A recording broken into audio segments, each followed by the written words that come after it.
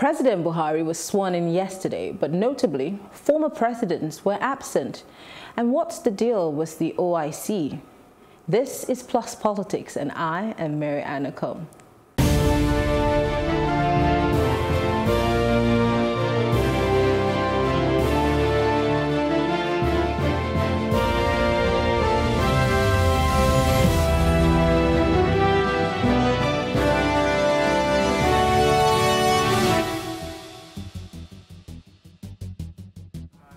President Muhammadu Buhari was sworn in yesterday, but former Presidents Olusegun Obasanjo, Goodluck Jonathan, Ibrahim Babangida, and of course the rest of them were absent. But President Buhari's inauguration ceremony on Wednesday was retired General Yakubu Gowon. Did it matter that these people were absent? Well, joining me in the studio to discuss this, I have Segun Shopita, political analyst, and he's of ACT Network. It's good to have you join us, Segun. Pleasure. And of course, we have Sam Adeleke. He's also a political analyst. Thank you for joining us, Sam. So glad to be back. So, I would, just in case you didn't hear me at first, so we didn't have President Goodluck Jonathan, former President Olusegun Obasanjo, former President Ibrahim Babangida. We also didn't have Abdul Salam Abubakar.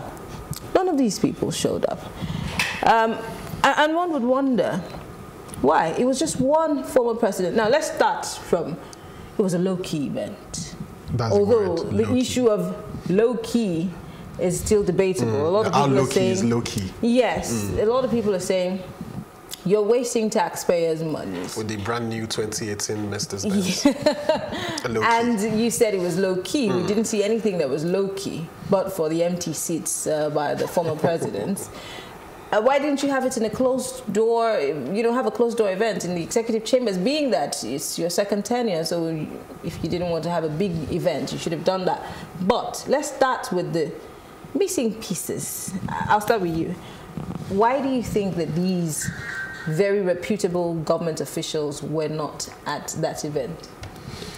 I think everyone is still kind of dissatisfied with the government of President Muhammadu Buhari for no fault of his, to an extent, especially looking at the economy, but largely his fault on security, because people at some point are disenfranchised. I remember during the build-up elections, people were like, if this man comes back, there will be war, Nigeria will scatter, this is the end of the country. And so people are like, oh God, relax. This same thing was said in 2015, but here we are. And then the election wind blew, and then everyone is like, okay, we're just tired. It appears nothing counts anymore. So I think what really happened this time around was that lethargy. The citizens are kind of tired. There's nothing new. You know, Ebuka tweeted something on Twitter that this time, 2015, how did you feel? I could remember vividly where I was and the hope that I had when this new government, this new party took over power in 2015. This same time.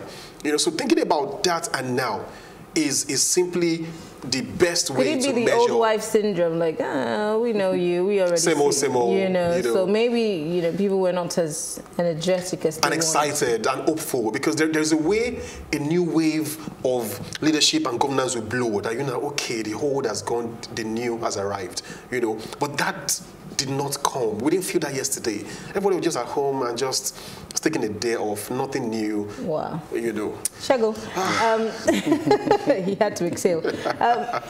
Looking again at the empty seats, I'm going to try to break this down. Yeah. Let's separate them. Let's take, for example, let's say the partisan and the non-partisans. For Babangida, he's not in allegiance with any political party per se, none that we know of right now, because he had, in the middle of last year, declared that he was no longer getting involved in partisan politics, active politics. So, Abdul Salam Abubakar is one of the peacemakers in this country, always seeking for peace. So, those two are one side. Now, for a Goodluck Jonathan, you could say he's a PDP faithful and he might be sympathetic to the cause of Atiku Abubakar, but that does not in any way, you know, change his... He's still a former president. It's a former president. And for an Obasanjo who's been really vocal lately, who has been somewhat put in the black books of this administration, we can make an excuse, although he conveniently was not in the country yesterday. He was giving a speech in Ethiopia. Exactly. So, But these other two on the other side, what happened? What could have possibly happened? So I think, first of all, you know, like you both said, it was a low-key event. But beyond that, I suspect that... Was it really low-key? Yeah, I mean, when you say low-key, so what, I mean, I listened to the Minister of Information explain the program of the 2 dates, the Inauguration Day and the Democracy Day. And, you know, usually you would have a series of events leading up to the inauguration. So those events didn't happen.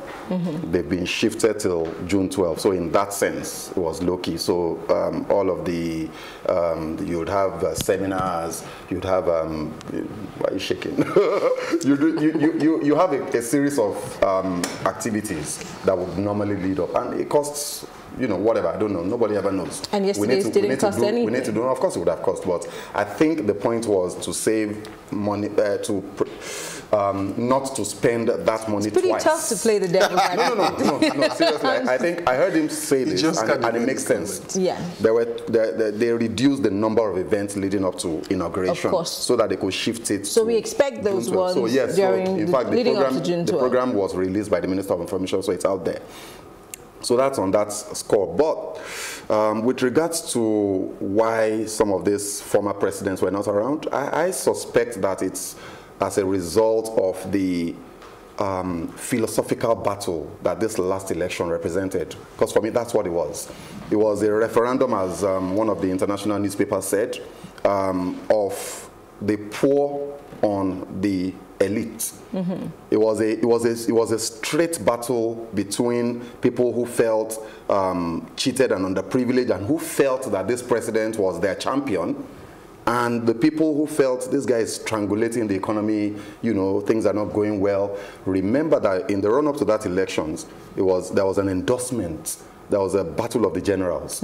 So you had, supposedly, it's not out there openly, but you had General Babangida, Obasanjo, even Abdul Salami, from what we hear. The former presidents were basically lined up against him. They wanted the other candidates. Allegedly, because I don't see, I mean, allegedly, I remember Abdul Salam Abubakar, who was out there half the time trying to advocate for peace. He's one of those people. He is the chairman of the peace committee. So I don't think he would have in any way tried to soil his hand politically. Like you said, it's allegedly, but you know, there's usually some element of truth to all of these things. And it was so serious that the government in power felt the need to also galvanize their own general's endorsements that was orchestrated by General Abuba Marwa. So if you put it in that context, I won't be particularly surprised. I think that those guys should have risen above all of the politics. They are still former heads of state, and they had a duty to have been present. But, you know, they're also free human beings. If they chose not to be there, good luck to everybody. Interesting. There are also questions as to why Mr. President didn't deliver a speech. Because, I'm guessing, we have had 4 years, which was below expectation, because when Nigerians, like he said, Nigerians voted you into power, they were voting in a breath of fresh air, a new style of governance. They were hoping that it would be a no-nonsense government. But, I mean, we all have been here, and it's nothing close to what we were expecting. So we were hoping, Nigerians were hoping to hear what his plans are for his next level. That's what it's been called. And so some people felt it was like a slap on their face, or some form of disregard for the people of Nigeria for him to skip that particular aspect of the program.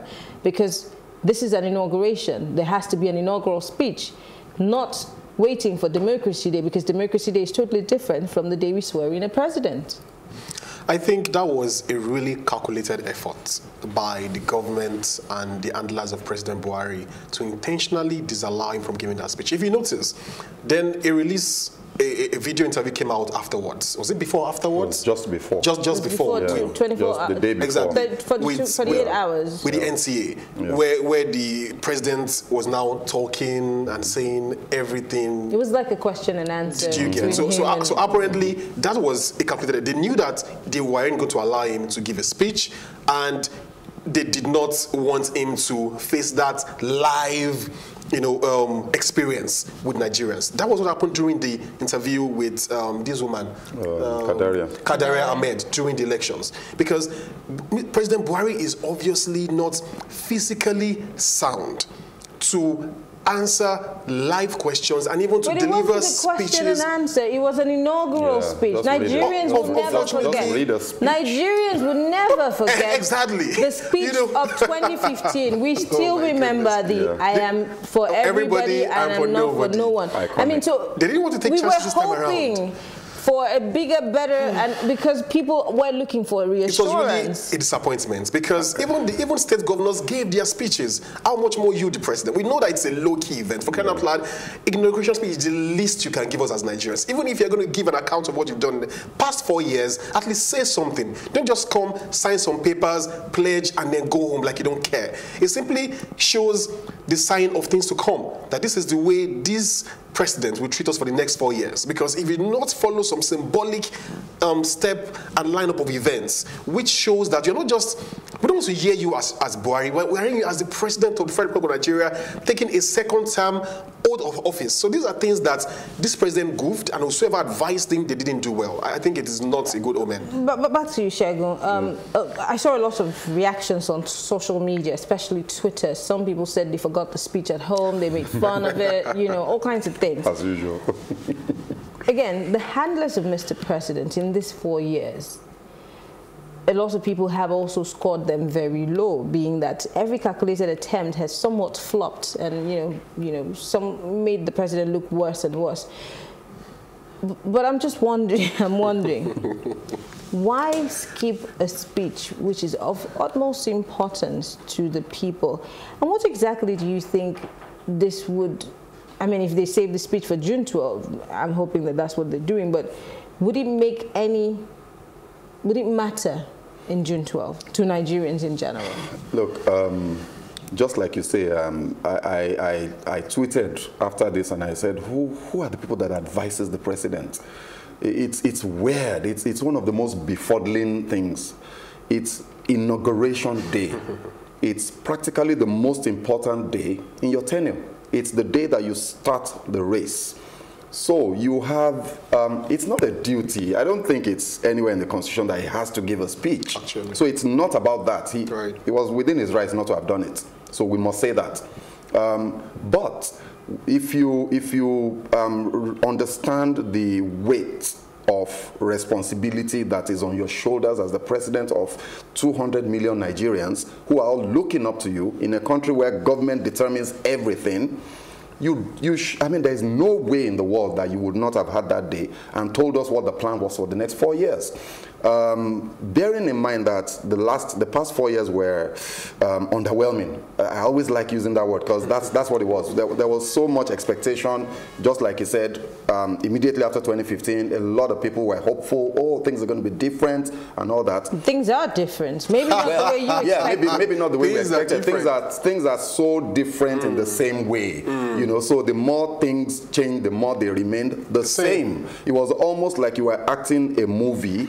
The previous 4 years and this last 4 years, it was almost like it was on repeat, right? So the president ought to have used that opportunity to reset us, reset our expectations, reset his programs and his agenda for the next 4 years, and galvanize hope.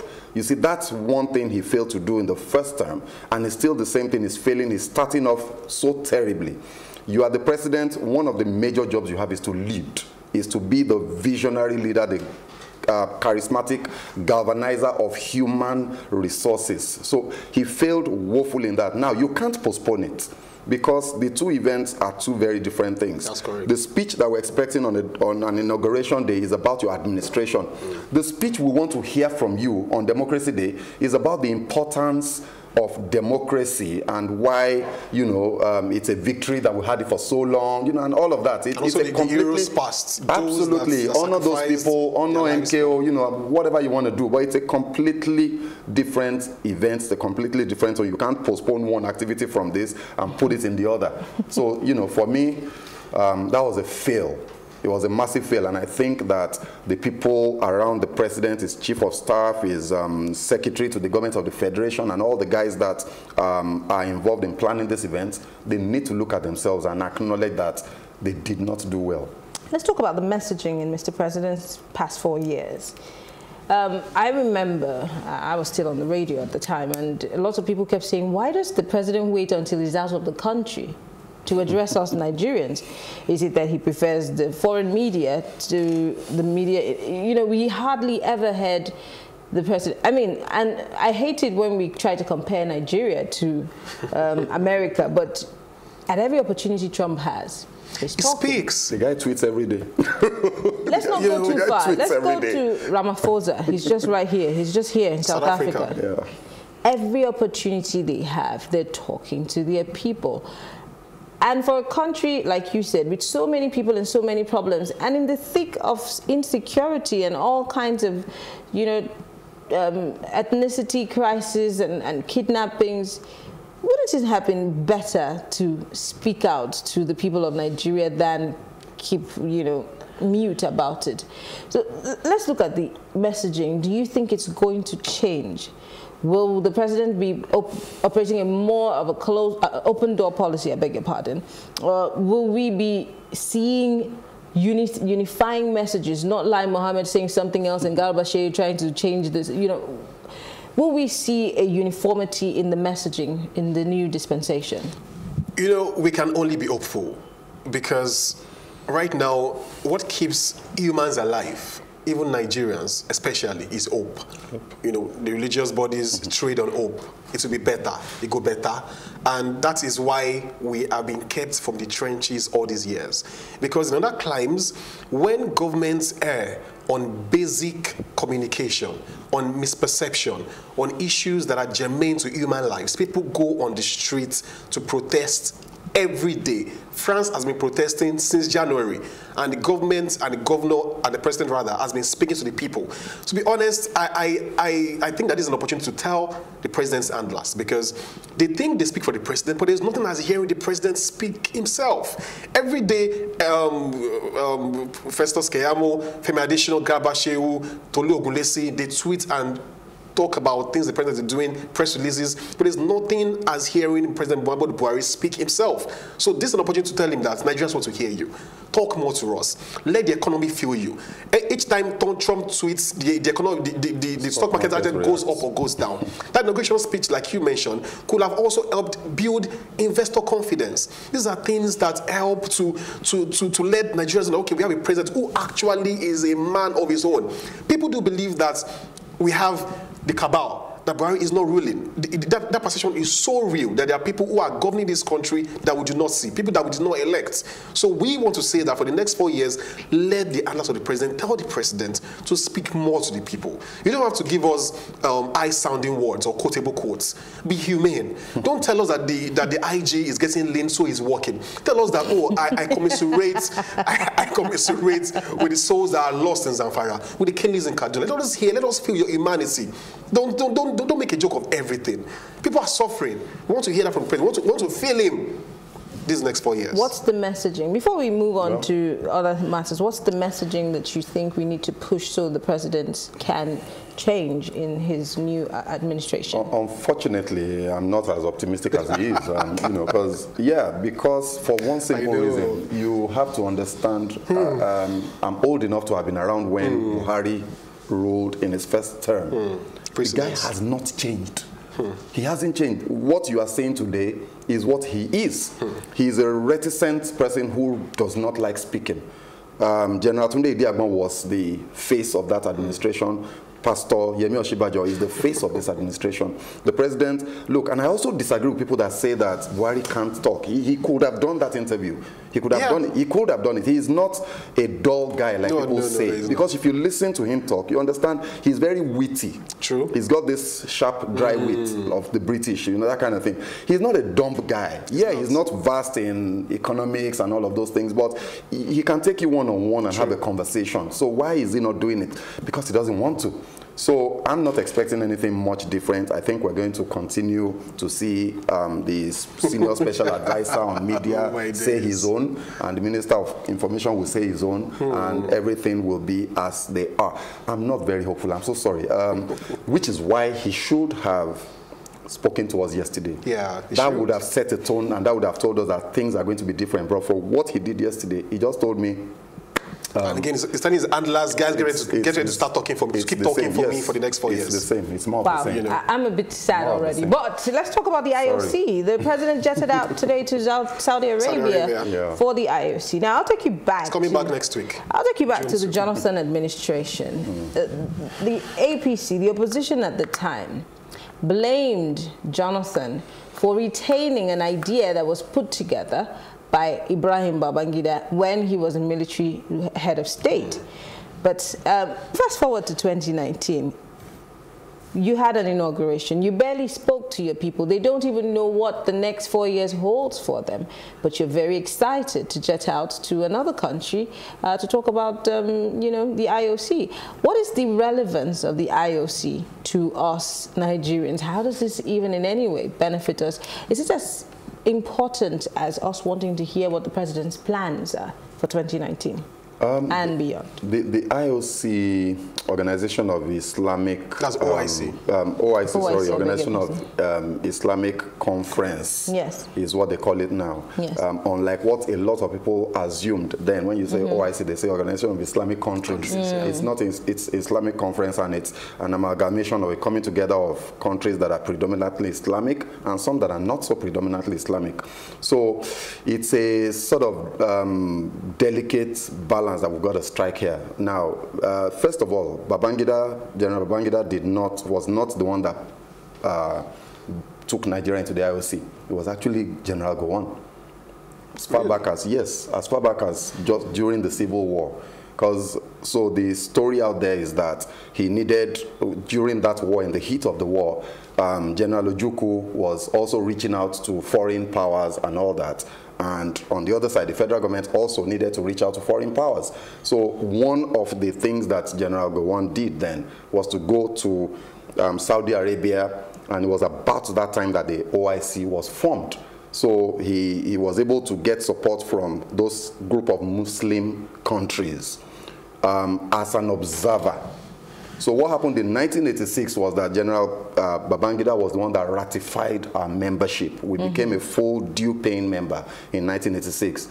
A lot of angst and, of course, as you would expect, uproar as to why should Nigeria a Muslim state and all of that, you know. So because of that, our membership kind of died down a bit during Babangida's time and Abacha's time, until, funny enough, General Obasanjo, Chief Obasanjo became president.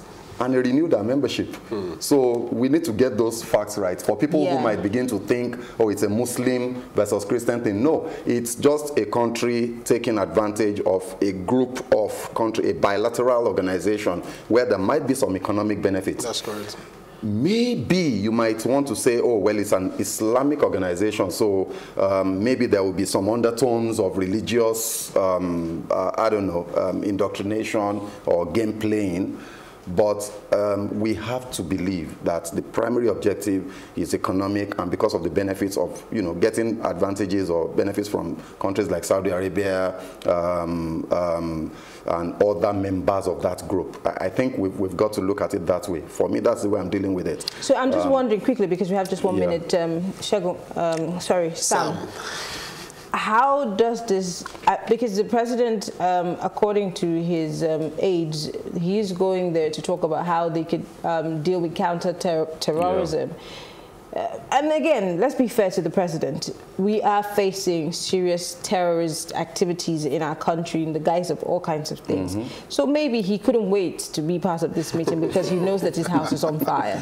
President Buhari likes to travel, and he likes to tour the world. So, you know, to be honest, I think that things he was going to talk about, because he will be addressing that conference, and he'll be talking about the river Chad Basin, you know, the projects and I'm like, what really is Buhari about this River Chad that he's talking about? Lake Chad. Lake Chad, rather, you know. And it appears that he has some things he likes. To be honest, he's the president. We can't do anything about it.